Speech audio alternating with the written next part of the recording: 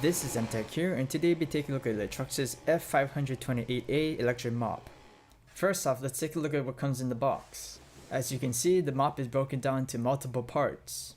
The mop comes with a pair of mopping pads, a pair of waxing pads which can be used for mopping, a thin instruction booklet, a measuring cup for water, an AC charger, the handle for the mop, the extendable pole for the mop, and finally the mop head, which is surprisingly heavy. Setting up the mop is quite easy, all the parts just snap in place. Alright, now let's take a look at the mop. The handle is attached to a single joint, which also acts as a off and on switch.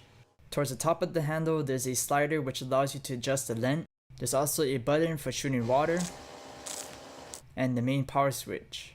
On the top of the mopping head, there's a port for pouring water for the sprayer. There's also a sprayer in the front with a LED light.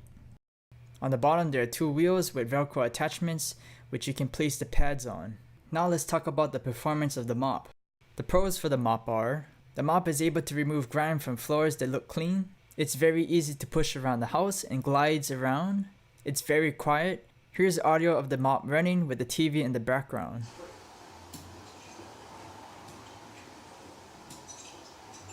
And it's able to go under furniture quite easily.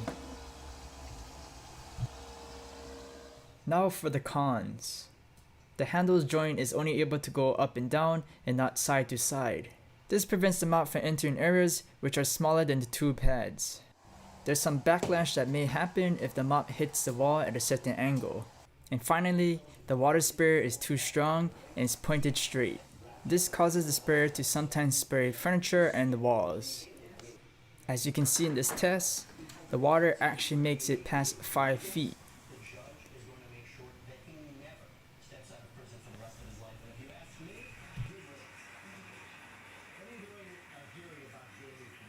Overall, this mop works quite well. Even though there's some cons, it's still worth looking into.